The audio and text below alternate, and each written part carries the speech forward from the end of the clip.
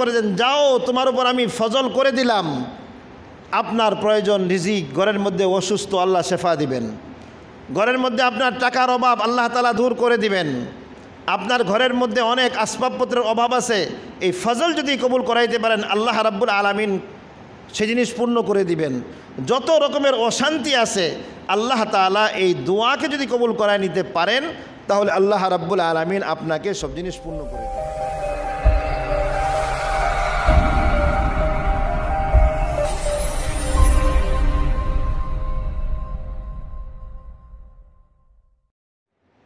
মুআজ্জাজ মুহতারাম, সম্মানিত মুসল্লিয়ানে ইকরাম, মহান আল্লাহ রাব্বুল আলামিনের দরবারে লাখো কোটি শুকরিয়া যে আল্লাহ রাব্বুল আলামিন আমাদের সবাইকে সুস্থতার সাথে, ঈমানের সাথে, আল্লাহ রাব্বুল আলামিনের সমস্ত নেয়ামতের শুকরিয়ার সাথে আল্লাহ আমাদের ভালো রেখেছেন, সুস্থ রেখেছেন এবং এই সুস্থতার সাথেই আল্লাহ রাব্বুল আলামিন আমাদেরকে আজকের এই পবিত্র জুমার নামাজ আদায় করার জন্যে যথাসময়ে মসজিদে আসার তৌফিক দান করেছেন। এটা আল্লাহর খাস মেহেরবানি, আল্লাহ তাআলার দয়া ও অনুকম্পা। এই জন্য আল্লাহ রাব্বুল আলামিনের দরবারে আমরা শুকরিয়া আদায় করি আলহামদুলিল্লাহ। আজিজ দোস্ত, জিন্দিগির প্রতিটা দিন, প্রতিটা রাত্র আমাদের জন্য বোনাস। কারণ সব জিনিসেরই তো গ্যারান্টি আছে, কিন্তু আমাদের জিন্দিগির কোনো গ্যারান্টি নাই। কোন দিনটা আমাদের জীবনের শেষ দিন, কোন রাত্রটা আমাদের জিন্দিগির শেষ রাত্র। আজকে হয়তো আমরা সূর্য উদয় হইতে দেখেছি, সূর্য অস্ত যাইতে নাও দেখতে পারি। আমরা রাত্রবেলা আরামে ঘুমাইলাম, আগামী কালকে সকালবেলা ঘুম থেকে নাও উঠতে পারি। এজন্য কার জন্য কোন দিন শেষ, কার জন্য কোন রাত্র শেষ, কোন মুহূর্তটা কার জীবনের শেষ মুহূর্ত কেউই বলতে পারে না। এই ইলমটা, এই জ্ঞানটা আল্লাহ রাব্বুল আলামিন নিজের কবজায়ে কুদরতের মধ্যে রেখেছেন। এই ইলম কাউকে দেন নাই, কোনো মানুষের কাছে নাই, কোনো নবীর কাছে নাই, কোনো ফেরেশতার কাছে নাই, কোনো ওলির কাছে নাই। কখন কিয়ামত হবে, কখন কার মৃত্যু হবে, এই ইলমটা আল্লাহ তাআলা নিজ কুদরতের মধ্যে রেখেছেন। তো এই জন্য কখন কার জিন্দেগি শেষ হয়ে যায় কেউ বলতে পারে না। এই জন্য প্রত্যেকেরই উচিত জীবনের শেষ দিন মনে করে, জীবনের শেষ রাত্র মনে করে গুনাহকে ছেড়ে দেওয়া, নেক আমালের মধ্যে ডুবে থাকা। প্রত্যেকটা নেক আমাল যদি জীবনের শেষ আমল মনে করে করি তাহলে সেই আমলটা এত সুন্দর হবে, এত গভীর হবে, যা লম্বা হায়াতকে আসে মনে করে করলে অতটা সুন্দর হবে না। তো এই জন্য জীবন তো আস্তে আস্তে চলতেছে, জীবন আমাদের কারো থেমে নাই। ঘুমিয়ে আসি, জিন্দেগি পার হইতেছে, বসা আছি, কাজে আসি, যে কোনো জায়গায় আসি, আমাদের হায়াত কিন্তু পার হয়ে যাইতেছে। আস্তে আস্তে আমরা কবরের খুব নিকটতম অবস্থায় চলে যাইতেছি। তো এই জন্য আমি আজকের দিনটা পাইলাম, দেখার বিষয় হলো আল্লাহ যে আমাকে সকালবেলা ঘুম থেকে উঠাইয়া দিলেন, আমি এই দিনটা পাওয়ার পরে আল্লাহর দরবারে আমি কি শুকরিয়া আদায় করলাম। চলেন, দিনটা ভালোই ভালোই পার হয়ে গেল। আবার যে আমি রাত্র পাইলাম, এই রাত্রটা আমার জন্য কি কল্যাণকর হলো নাকি অকল্যাণকর হলো? তো আল্লাহ কত বড় দয়ালু, আল্লাহ আমাকে আপনাকে কত খেয়াল রাখছেন যে আল্লাহ রাত্র দিছেন। তিনি জানেন যে আমার বান্দারা দিনের বেলা কাজ করবে, যে আল্লাহ তাআলা দিনকে বাজাইছেন কাজ করার জন্য, মেহনতের জন্য। ওয়াজআলনা আল-লাইলা লিবাসা ওয়াজআলনা আন-নাহারা মাআশা। আল্লাহ বলেন যে আমি দিনকে মাআশের জন্য, রুজি তালাশের জন্য, হালাল রুজি উপার্জনের জন্য আমি দিনকে সৃষ্টি করেছি। তোমাদের কাজের ব্যাঘাত না হয় এজন্য সূর্যের আলোর মধ্যে প্রখরতা দিয়েছি, দেখতে সমস্যা না হয়, কাজের মধ্যে কোনো ডিস্টার্ব না হয়।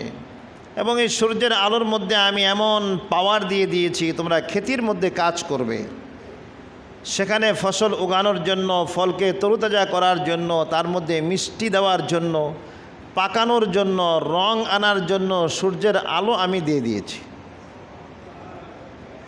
সারাদিন ক্লান্ত অবস্থায় তুমি থাকবে, তো রাতের বেলাও যদি আমি তোমাদের জন্য এরকমভাবে আলো দিয়ে দেই, শোরগোল দিয়ে দেই, চিল্লাচিল্লি দিয়ে দেই, তাহলে তোমাদের ঘুমের ডিস্টার্ব হবে। কারণ রাতের বেলা ঘুমাইলে,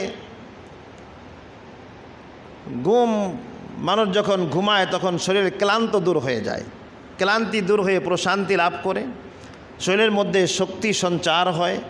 এই জন্য আল্লাহ রাব্বুল আলামিন ঘুমকে দিয়েছেন ক্লান্তি দূর করার জন্য। তো আল্লাহ রাব্বুল আলামিন আমাদের প্রতি কেমন খেয়াল রেখেছেন যে বান্দা তুমি সারাদিন কাজে ব্যস্ত থাকো, খেতে থাকো, দোকানে থাকো, চাকরিতে থাকো, পরিশ্রম করো, তোমার ক্লান্ত অবস্থায় ঘুমের যাতে তোমার ডিস্টার্ব না হয় এই জন্য তোমাকে সুন্দর আরামদায়ক একটা রাত্র তোমাকে আমি দিয়েছি। সূর্যকে ডুবাইয়ে দিলাম, আলো তোমাকে ডিস্টার্ব করবে না।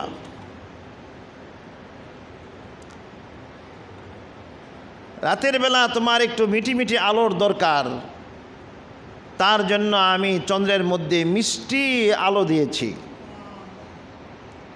যে আলো তোমাকে ডিস্টার্ব করবে না, আরামদায়ক আলো। আকাশে নক্ষত্রের ঝিলমিল দিয়েছি, যা দেখলে তোমার মনের প্রশান্তি আসবে। আর রাতের বেলা তুমি দিনে দেখো রাস্তাঘাটে তোমার বাসার আশেপাশে মিল ফ্যাক্টরি কত শব্দ হয়, ট্রাক যাইতেছে, বাস যাইতেছে, সিএনজি যাইতেছে, কত রকমের গাড়ি যায়, হর্ন বাজায়, আওয়াজ করে। তো রাতের বেলা আমি সমস্ত মানুষগুলাকে যার যার ঘরে ঢুকাইয়া দিছি। যেই সমস্ত জানোয়ারগুলো চিল্লাচিল্লি করে এদেরকে আমি জঙ্গলে ঢুকাইয়া দিছি। ট্রাক বাসের আওয়াজ তোমাকে ডিস্টার্ব করে, সিএনজি ডিস্টার্ব করে, সব আমি গ্যারেজের মধ্যে ঢুকাইয়া দিছি। তুমি যখন ঘুমাইতে যাও কোনো রকমের আওয়াজ নাই, সব নীরব নিস্তব্ধ, সবাইকে আমি ঠান্ডা করে দিলাম যাতে তোমার ঘুমের কোনো ডিস্টার্ব না হয়।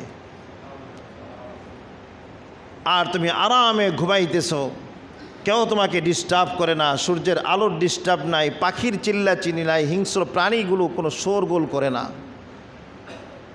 কিন্তু যখন তোমার নামাজের সময় হয়ে যায় তখন তোমাকে আবার আমি রব্বুল আলামিন উঠাইয়া দেই, আস্তে আস্তে পূর্ব আকাশকে ফর্সা করে দেই, পাখিগুলো চেঁচরমেচর শুরু করে দেয়, মানুষ কর্মজীবনের দিকে চলতে থাকে। আল্লাহ আস্তে আস্তে আবার তোমাকে স্বাভাবিক পরিবেশের মধ্যে নিয়ে আসে, যাতে সকালবেলা উঠা তুমি আমি রব্বুল আলামিনের দরবারে সিজদা করে শুকরিয়া আদায় করে যে এ আল্লাহ, রাতের বেলা ঘুমায় গেছিলাম আমি, ঘুম তো হলো মৃত্যুর ভুন, মানুষ মারা গেলে যেরকম লড়াচড়া করে না, বেহুশ পড়ে রয়েছে, পাশে কি হইতেছে বলতে পারে না, ঠিক তুমি যখন ঘুমায় গেছো তোমার পাশে কি হইতেছে, কে কি করতেছে তোমার কোনো খবর নাই। আমি আল্লাহ চাইলে তোমাকে জীবনের শেষ ঘুম হিসাবে এটাকে ধরে নিতে পারতাম। তোমাকে আমি ঘুম পাড়াই নাই, বরং আমি তোমাকে সকালবেলা উঠাইয়া দিয়েছি যে উঠো।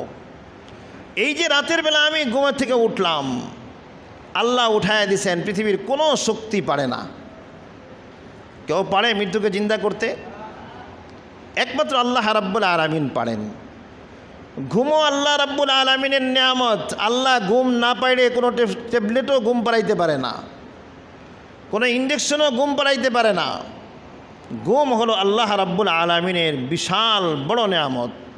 পাগল ঘুমায় না। পাগল যদি ঘুমাইতো তাহলে সে কী করতো? ভালো হয়ে যাইতো। ঘুম উঠায় নিছে তার থেকে। তো আল্লাহ রাব্বুল আলামিন এত বড় নিয়ামত আমাদেরকে দিলেন। সকালবেলা ঘুম থেকে উঠলাম, আল্লাহ উঠায়া দিল। তো এই দিনটা আমাকে কিভাবে কাটানো প্রয়োজন, রাত্রটা আমাকে কিভাবে কাটানো প্রয়োজন? যে আল্লাহ দিন দিলেন সে আল্লাহ কি দিনের বিধান দেন নাই? যে আল্লাহ রাত্র দিলেন সে আল্লাহ কি রাতের বিধান দেন নাই? আল্লাহ প্রত্যেকটা জিনিস দিয়েছেন, তার বিধান দিয়েছেন। সবচেয়ে দামি মানুষ কেন দামি? মানুষেরও জ্ঞান আছে, জিন্নাতেরও জ্ঞান আছে, হায়ওয়ানাতেরও জ্ঞান আছে, কিন্তু একমাত্র ওহির জ্ঞান আল্লাহর পক্ষ থেকে প্রদত্ত যে হুকুম বিধান নাজিল হয়েছে, এটা আল্লাহ তাআলা মানুষ এবং জিনকে দিয়েছেন। এই জন্যই তো এদের এত দাম। সমস্ত পৃথিবীর উপর রাজত্ব তাদের, অন্য কারো রাজত্ব নাই। শৈলের দিক দিয়ে যদি কি রাজত্বের অধিকার থাকতো তাহলে বড় বড় হাতিগুলো সেই পার্বত্য চট্টগ্রামে যে সমস্ত হাতি বসবাস করে, এগুলো সিংহাসনের মধ্যে বসা থাকতো। কথা ঠিক না? তিনজন মিলাও তো আমরা একটা পায়ের সমান না। সে দাবি করতো যে আমি হইলাম বিশাল বড় দেহের অধিকারী, তা আমি তো প্রেসিডেন্ট হওয়ার যোগ্য, সব বের করে দিত। অথচ আল্লাহ রাব্বুল আলামিন ওদেরকে কোনো ক্ষমতা দেন নাই। ওরা ওদের খাদ্য চিনে, ওরা ওদের প্রয়োজন চিনে, যা প্রয়োজন জরুরত এর চেয়ে বেশি ওদেরকে জ্ঞান দেন নাই। কিন্তু ওই এত বড় হাতির উপরে দেখা যায় ছোট্ট একটা বাচ্চা, মাথার উপর একটা হাতুড়ি নিয়ে বসা, কানের গোড়ার মধ্যে পাও দিয়া একটু একটু খোঁচা দেয় আর মাথার মধ্যে হাতুড়ি দিয়া বাড়ি দেয়। ওই হাতি দেখা যায় বাচ্চা যেদিক বলে সেদিক যাইতেছে। কথা ঠিক না? এত বড় উট মনে মনে টনে টনে বোঝা নিয়া এক জায়গা থেকে মাইলকে মাইল মরুভূমিতে চলতেছে। সেও তো বলতে পারতো যে আমার গায়ে এত শক্তি, এত উঁচা, আমি মন্ত্রী পরিষদ দখল করে নিব। কিন্তু আল্লাহ রাব্বুল আলামিন তাদেরকে এই জিনিস দেন নাই। তাদের জন্য কোনো বিধান নাই, তাদের জন্য কোনো রকমের সুন্নত নাই, নফল নাই, ওয়াজিব নাই, নামাজ নাই, রোজা নাই, কিচ্ছু নাই। ওগুলোকে আল্লাহ রাব্বুল আলামিন আমাদের খাদেম হিসাবে সৃষ্টি করেছেন। আশরাফুল মাখলুকাত মানুষ, তাদের খাদেম হইলা তোমরা। কোনোটাকে হালাল করেছেন, কোনোটাকে বোঝা বাহনের জন্য বানিয়েছেন, কোনোটা সৌন্দর্যের জন্য বানিয়েছেন যে আমার বান্দা সারাদিন কাজ করবে, ইবাদত করবে, যখন ঘর থেকে বের হবে তোমার একটু মিষ্টি আওয়াজ, তোমার একটু রং ঢং, তোমার প্রাকৃতিক দৃশ্য, এগুলো দেখে তার মনটা উৎফুল্ল হবে, আবার সে ইবাদতের দিকে মগ্ন হয়ে যাবে। এই জন্য আল্লাহ তাআলা দুনিয়াকে সাজাইছেন আমাদের জন্য। তো আল্লাহ আমাদেরকে যা দিয়েছেন, আমাদের জিন্দেগির প্রত্যেকটা মুহূর্ত, প্রত্যেকটা কাজ সব হলো বিধান অনুযায়ী করতে হবে, আল্লাহর তরিকা এবং রসুলের সুন্নত অনুযায়ী, আল্লাহর হুকুম রসুলের তরিকা অনুযায়ী। কাজ আমি করলেও দিন যাবে, না করলেও দিন যাবে। আমি নামাজ পড়লেও দিন চলে যাবে আমার জিন্দেগি থেকে, না পড়লেও চলে যাবে। আমি খানা খাইতেছি, মসজিদে আসতেছি যাইতেছি, আমি সুন্নতের ইত্তেবা করলেও আমার থেকে সময় পার হয়ে যাবে, মসজিদে ঢুকা হয়ে যাবে, বের হওয়া হয়ে যাবে। কিন্তু সুন্নতের মাধ্যমে যদি কি আমি এই কাজগুলা করি, রসুল করিম সাল্লাল্লাহু আলাইহি সাল্লাম যেভাবে করায় দেখায় গেছেন, তাহলে আমার প্রত্যেকটা জিনিস হবে ইবাদত এবং আল্লাহর সাথে আমার মুহাব্বত গাঢ় হবে এবং বাড়বে। কারণ আল্লাহ তো ঘোষণা করছেন ইন কুনতুম তুহিব্বুনাল্লাহা ফাত্তাবিউনি।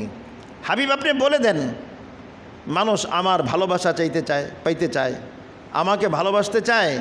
ইন কুনতুম তুহিব্বুনাল্লাহা, যদি তোমরা আল্লাহকে ভালোবাসতে চাও আপনি বলুন ফাত্তাবিউনি, তাহলে আমার আনুগত্য করো, আমি যেভাবে করি এইরকম তোমরা করো।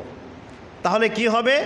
ইউহিব্বুকুমুল্লাহ, আপনার সাথে যদি কি তার কাজ মিল হয়ে যায়, আপনার আনুগত্য যদি করে, তাহলে আমি আল্লাহ রাব্বুল আলামিন তাকে ভালোবাসবো।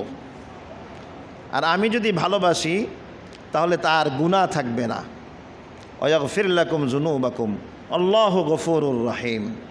তো এই জন্য মেরে দোস্ত, আমাদের বুঝতে হবে কোনটা সুন্নত কোনটা সুন্নত না।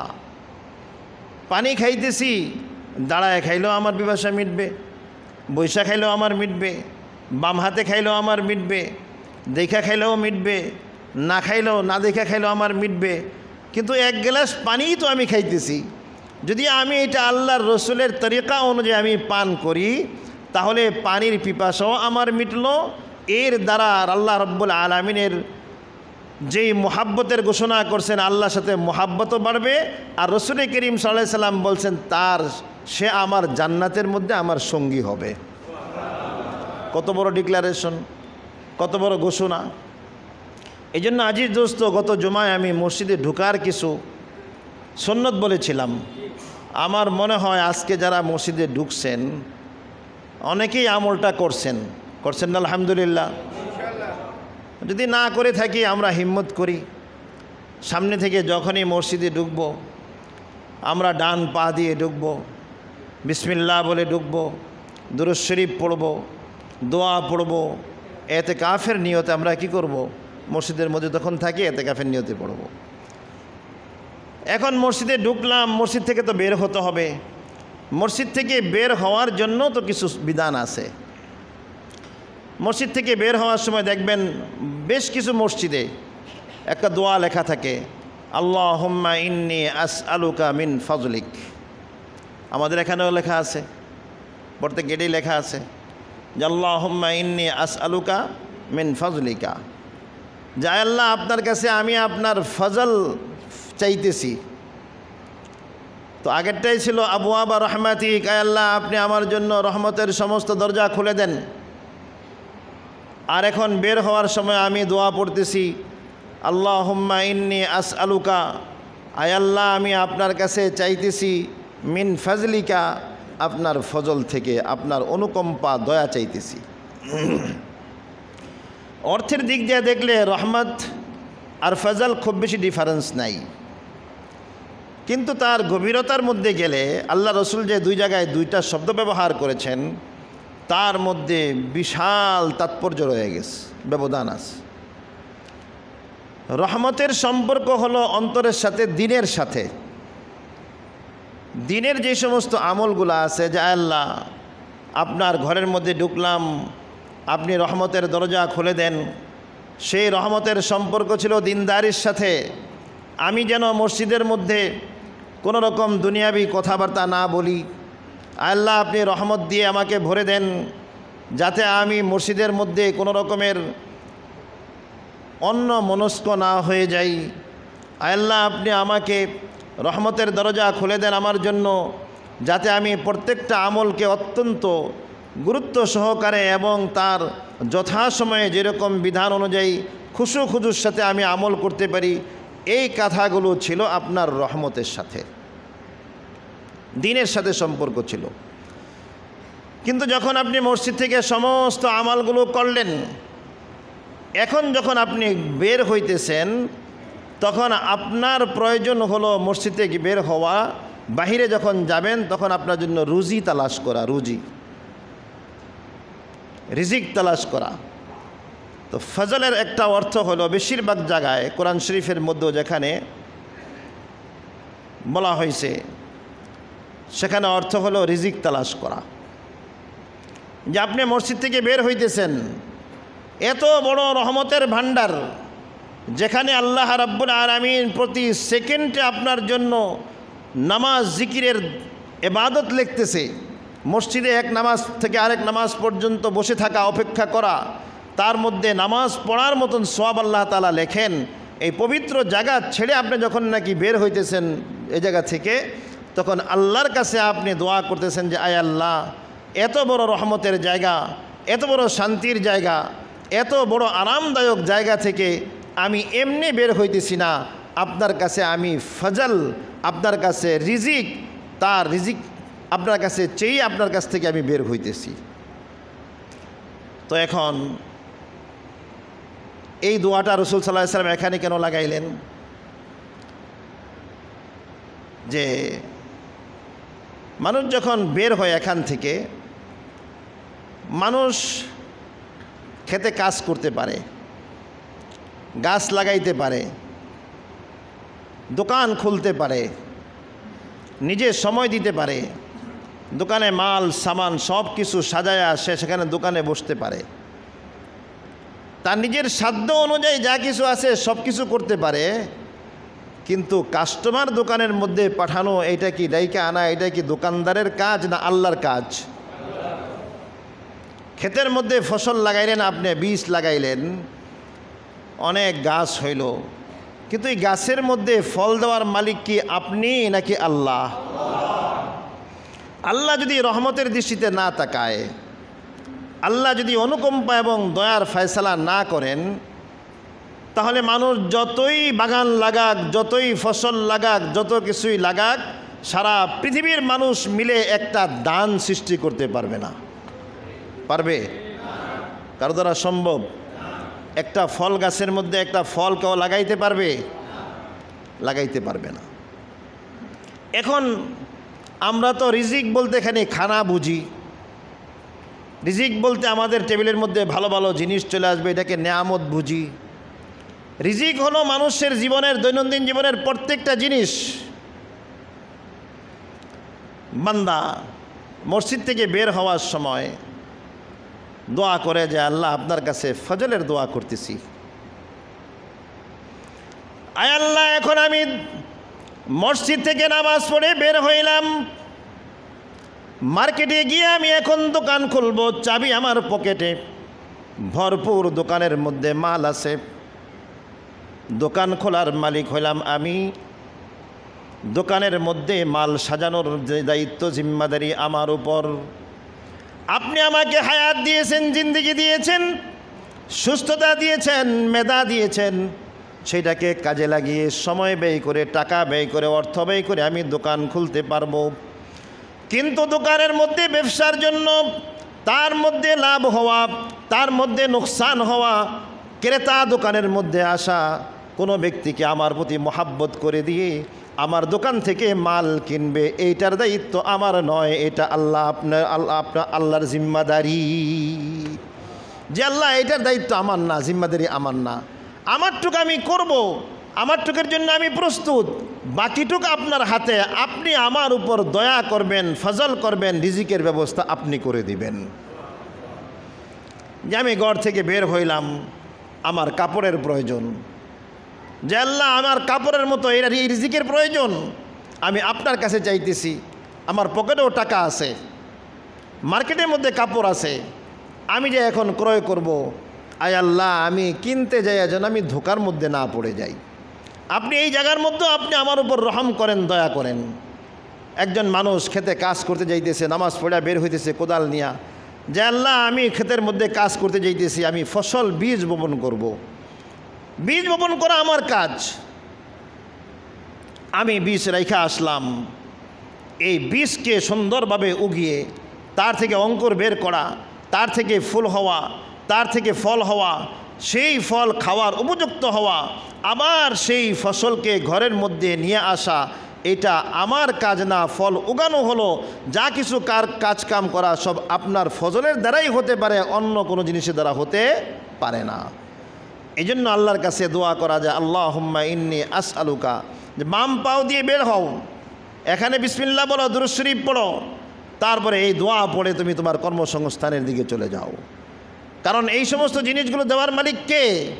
আল্লাহ তাআলার জিম্মাদারিতে। এই জন্য জুমার নামাজের মধ্যেও, সূরাতুল জুমার মধ্যে আল্লাহ তাআলা ইরশাদ করেছেন, ওয়াইজা কুজিয়াতিস সালাতু ফান্তাশিরু ফিল আরদ ওয়াবতাগু মিন ফাজলিল্লাহ। নামাজ কমপ্লিট হয়ে গেছে, জুমার দিন, এখন আর মসজিদে বসে থাকার তোমার প্রয়োজন নাই। এখন তুমি তোমার রিজিক তালাশের জন্য মাঠে ছড়ায়া পড়ো, এখন তুমি ব্যবসা বাণিজ্য করো, এখন তুমি দোকানপাট খোলো, কিন্তু সেইটা দেওয়ার মালিক হলো আল্লাহ রাব্বুল আলামিন। দেওয়ার মালিক কে? আল্লাহ রাব্বুল আলামিন। মানুষ কি দেওয়ার মালিক? মানুষ দেওয়ার মালিক কোনদিনও না। তো আজিজ দোস্ত, বলার উদ্দেশ্য হলো, দেখেন কয়েকদিন আগে দেখলাম যে এক লোক আপনার কয়েক বিঘা জায়গার মধ্যে আপনার ভিয়েতনামের সেই নারিকেল চারা লাগাইছে। 3 বছর পরে ফল আসে, এরকম অ্যাডভার্টাইজ করে না? 3 বছর পর থেকেই ফল ধরবে, মাটির মধ্যে ফল ধরতেছে। 13 বছর পার হয়ে গেছে, তার জমিনের মধ্যে একটা নারিকেলও আসে নাই। তার 11 লাখ টাকা না 13 লাখ টাকা খরচ হয়েছে এই জায়গার মধ্যে সব কিছু করতে। সে লোকজন নিয়ে সব গাছগুলা কাইটা ফেলাইয়া দিছে, কারণ তার 3 বছর পরে আসার কথা, 4 বছর গেল, 5 বছর গেল, 6 বছর গেল, কোনো ফল আসে নাই। ফল দেওয়ার মালিক কে? আল্লাহ তাআলা। মানুষ মেহনত করতে পারে, চেষ্টা করতে পারে, কষ্ট করতে পারে, কিন্তু রেজাল্ট কার হাতে? আল্লাহ রাব্বুল আলামিনের হাতে। কেউ যদি মনে করে যে আমি অনেক ডিগ্রি আমার কাছে আছে,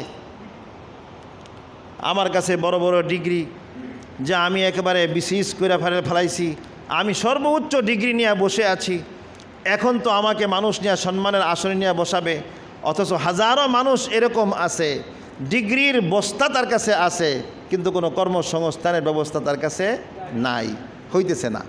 আবার দেখা যায় অনেক মানুষ কোনো মেধা নাই, কোনো ডিগ্রি নাই, লক্ষ লক্ষ টাকা সে কী করতেছে? ইনকাম করতেছে। দেওয়ার মালিক কে? ডিগ্রি আমাকে দেয় না। হ্যাঁ, ডিগ্রির উপর যখন নাকি আল্লাহ রাব্বুল আলামিনের ফজল এবং করম হবে, তখন এই ডিগ্রি কথা বলবে। এই ডিগ্রির মাধ্যমেই আল্লাহর ফজল এবং করম লাগবে, করম ছাড়া হবে না।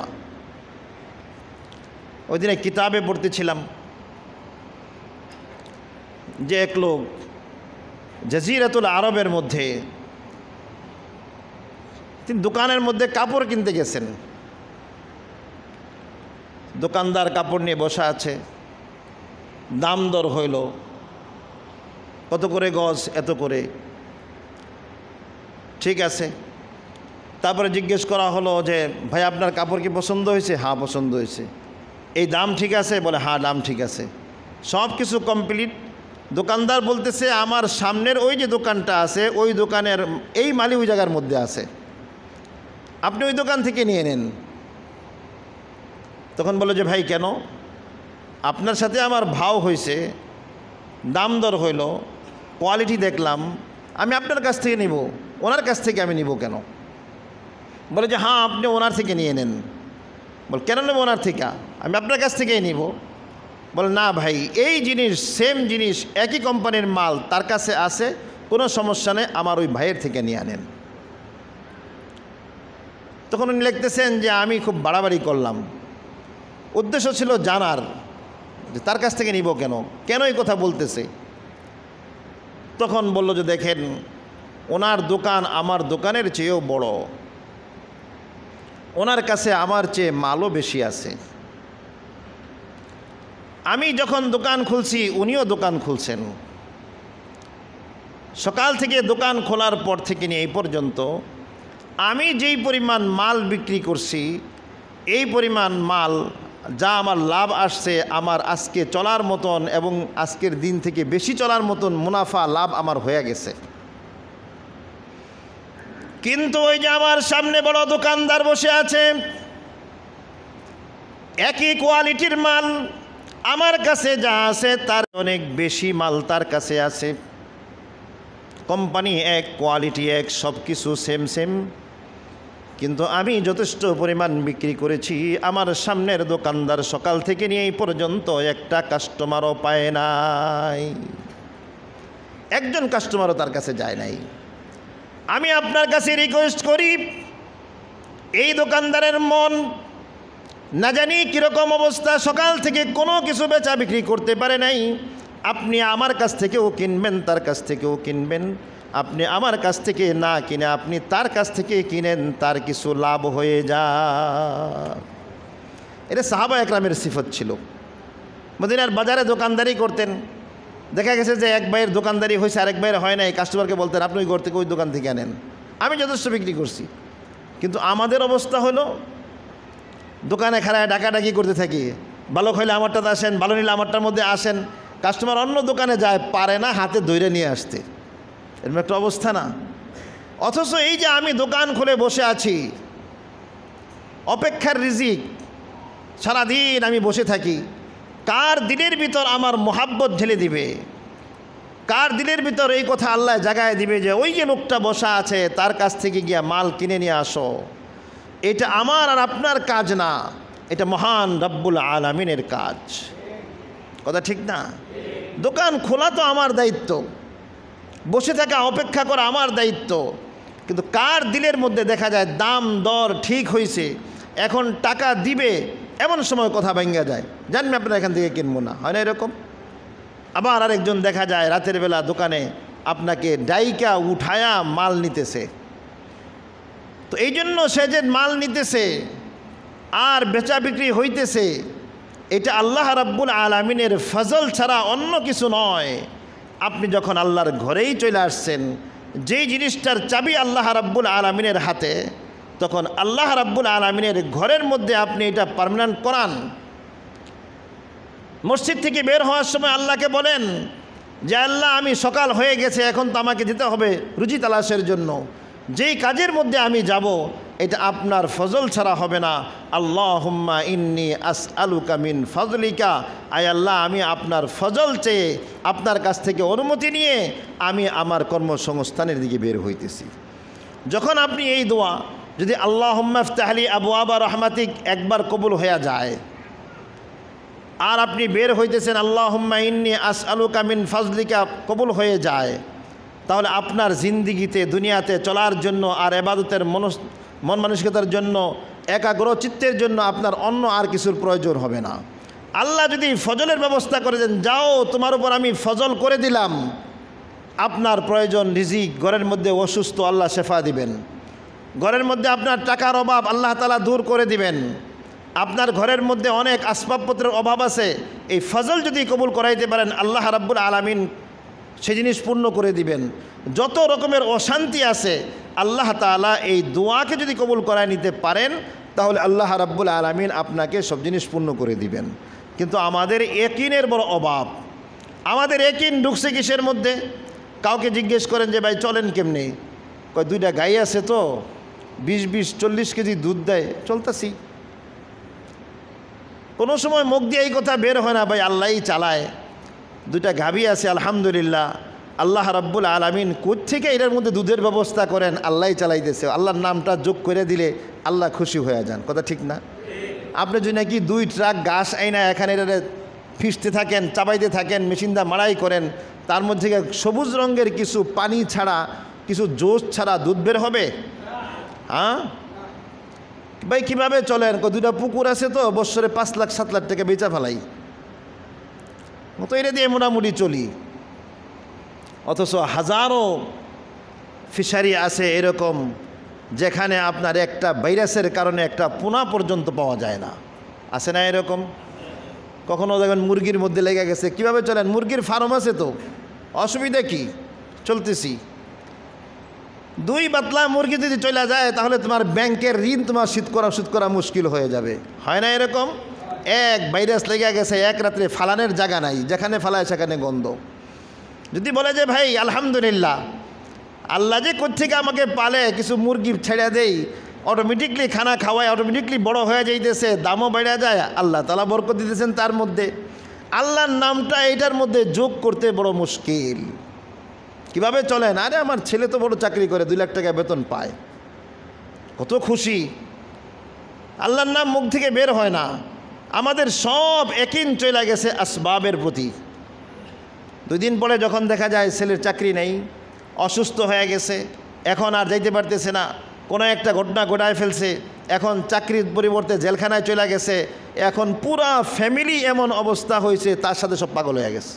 হায় চলবো কীভাবে, হায় খামু কীভাবে? এই বাচ্চা যখন দুনিয়াতে আসে নাই, তখন তোমার আল্লাহ রাব্বুল আলামিন তোমাকে একদিন না খাওয়ায় রাখে নাই। কথা ঠিক না? এখন এই বাচ্চা যখন ছেলে লেখাপড়া শিখাইছেন, ডিগ্রি পাইলো, এখন যখন নাকি চলে গেল বড় অফিসার হয়ে গেছে, হালাল কামায় না হারাম কামায় তা আপনার দেখার সময় নাই। বাস টাকা আসতেছে, খাইতেছেন, অসুস্থ হয়ে গেছে, এখন আর আল্লাহর দিকে নাই, হায় সব বেহুশ হয়ে গেছে। একবারও শুকরিয়া আল্লাহর প্রতি হয় নাই যে আল্লাহ তাআলা খাওয়াইতেছেন। এই জন্য যেভাবেই আসতেছে এটা আল্লাহ তাআলার মেহেরবানি। আমাদের সব টার্গেট চলে গেছে কোন দিকে? আসবাবের দিকে। গরু আছে খাইতেছি, ফার্ম আছে খাইতেছি, মাছের ফিশারি আছে চলতেছি, ফ্যাক্টরি আছে চলতেছি। হাজারো ফ্যাক্টরি তো বন্ধ হয়ে গেছে, আপনারটা বন্ধ হয় না। এর তো আল্লাহ তাআলার খাস রহমত আছে, কারো দোয়া আছে বিধায় আল্লাহ রাব্বুল আলামিন রহমতের দৃষ্টিতে তাকাইছেন, উৎপন্ন হইতেছে। তো এই জন্য প্রতি মুহূর্তেই চেষ্টা ছাইড়া দেওয়া যাবে না, চেষ্টা করতে হবে, আসবাব মাধ্যম ধরতে হবে, কিন্তু তার রেজাল্ট পাঠাইতে হবে কার কাছে? আল্লাহ রাব্বুল আলামিনের কাছে। যে আল্লাহ বীজ ফালাইলাম, দেওয়ার মালিক তুমি, গাছ লাগাইলাম, ফল দেওয়ার মালিক তুমি। গাছ খাওয়ায় না, ফসল খাওয়ায় না, জমিন খাওয়ায় না, খেতি খামার খাওয়ায় না, আমাকে চাকরিও খাওয়ায় না। খাওয়ানোর ব্যবস্থা কে করেন? আল্লাহ রাব্বুল আলামিন করেন। এই জন্য এই জিনিসগুলো চাইতে হবে কার কাছ থেকে? আল্লাহ রাব্বুল আলামিনের কাছ থেকে। এই জন্য মসজিদ থেকে যখন নাকি বের হব তখন বাম পা দিয়ে বের হওয়া। ভালো কাজের মধ্যে ঢোকার সময় কি? ডান পাও। আপনি এমনি বের হয়ে গেলেও হবে, বের হয়ে গেলেন, আপনাকেও ধরে রাখবে না, আপনার গুনাহও হবে না। কিন্তু আপনি সুন্নত তরিকার খেলাফ কাজ করলেন, আপনার সেই কাজের মধ্যে বরকত হবে না।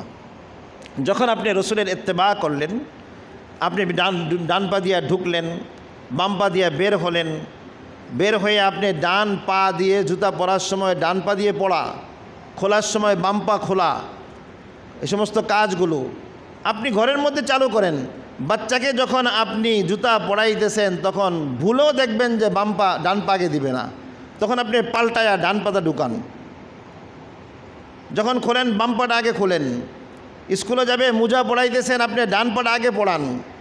যখন কাপড় পরাইতেছেন ডান হাতটা আগে দেন, প্যান্ট পরাইতেছেন ডান পাটা আগে দেন।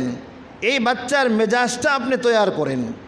যখন দেখবেন আপনি পড়াইবেন না, বড় হয়ে গেছে, এই বাচ্চারা যখন বড় হবে তখন যেহেতু সে আপনি তাকে ট্রেনিং দিয়েছেন ডান ডান বাম ডান বাম বলে, তখন তার জিন্দিগিটা একটা সুন্নতি জিন্দিগি হবে। তখন তার মধ্যে ইসলাম ফুটে উঠবে। তখন এই ছেলেটা সঠিক দিনকে বাচ্চাকাল থেকে শিখে আসছে, তখন জিন্দিগিতে কোনো দিন ভুল হবে না। সেই জন্য আমরা যারা বড়রা আছি, আমরা যখন নাকি বাচ্চার মুখের মধ্যে মা ভাত দেয় তখন বিসমিল্লাহ বলে দেওয়া, বাচ্চাও দেখবেন বিসমিল্লাহ পড়বে। এই সমস্ত কাজগুলো হলো আমাদের দায়িত্ব বাচ্চাকে গড়ায় ওঠানোর জন্য। তো জন্য মেরে দোস্ত, আমাদের আমলি জিন্দিগি আসা দরকার। আমরা মসজিদের মধ্যে এসে যদি কি আমলি জিন্দিগি না করি, তাহলে কোন জায়গায় যায় করব? এ তো হেড অফিসের মধ্যে যদি কি উল্টাপাল্টা হয়, তাহলে অন্য ব্রাঞ্চগুলো তো এমনি নষ্ট হয়ে যাবে। এই জন্য মসজিদে ঢুকার মধ্যে যে সুন্নতগুলো বললাম, এবং বের হওয়ার সময় বাম পা দিয়ে বের হব, বাম পা জুতার উপর রাখবো, তারপর ডান পাটা আমি ঢুকাবো। দুইটা সুন্নত হয়ে গেল। বিসমিল্লাহ দুরূদ শরীফ পড়বো, আল্লাহুম্মা ইন্নী আসআলুকা মিন ফাজলিকা। দোয়া যদি মুখস্থ না থাকে, আমাদের এই গেটের মধ্যে লেখা আছে, আপনার এই দোয়াগুলো ইয়াদ করে নেবেন, মুখস্থ করে নেবেন। ছোট ছোট জিনিস আল্লাহ রসুল আমাদেরকে হাদিয়া দিয়ে গেছেন। তা এটা এমন পাওয়ারফুল জিনিস যা নাকি আমাদের জিন্দিগির সাথে জড়িত, আমাদের পুরো জিন্দিগির সাথে জড়িত। দেখেন সকালবেলা আপনি ফজরের নামাজ পড়া, আপনি মসজিদ থেকে বের হলেন না, সূর্য ওঠা পর্যন্ত বসে আছেন। তারপরে সূর্য যখন উঠে গেল 15-20 মিনিট পরে আপনি 2-4 রাকাত নফল নামাজ পড়লেন। তো আল্লাহ রসুল এইটার জন্য কি ঘোষণা করছেন? কেউ যদি এশাকের নামাজ 2 রাকাত 4 রাকাত আদায় করে, আল্লাহ রাব্বুল আলামিন সাথে সাথে তার আমল নামার মধ্যে একটা কবুল হজ এবং একটা উমরার সওয়াব দান করে দেন। আপনি নিজের ঘরের মধ্যে বৈশা, আপনার মসজিদের মধ্যে বৈশা, আপনি কোনো পাসপোর্টের ঝামেলা নাই, ইমিগ্রেশনের ঝামেলা নাই, বিমানে সিট পাইলেন কি পাইলেন না, আপনার করোনার টিকা নেওয়া আছে কি নাই, আপনার মনে করেন যে অন্য রকমের সমস্ত ঝামেলার কোনো দরকার নাই। আপনি আপনার মসজিদের মধ্যে আপনি বের হয়ে গেছেন কোনো দরকারে, টাইম হয়ে গেল, আপনি 4 রাকাত পড়ে নেন। তখন পড়ে নেওয়ার দ্বারা দেখবেন জীবনে বাইতুল্লাহ দেখেন নাই, হজ করেন নাই, উমরা করেন নাই, কিন্তু আমল নামা যখন খোলা হবে হাজার হাজার কবুল হজ এবং উমরার সওয়াব আপনার আমল নামার মধ্যে চলে আসবে। তো না পড়লে আপনাকে গুনাহ লেখা হবে না, আপনি পড়লেন না আপনার জন্য গুনাহ লেখা হবে না। কিন্তু আপনি যদি একটি আদায় করে নেন তাহলে আল্লাহ রাব্বুল আলামিন আপনার আমল নামার মধ্যে হজ উমরার সওয়াব লিখে দিবেন। সহজ সহজ আমলগুলো ডেলি না পারি সপ্তাহে 2-4 দিন পড়ি, আস্তে আস্তে আমল করার তৌফিক দান করেন।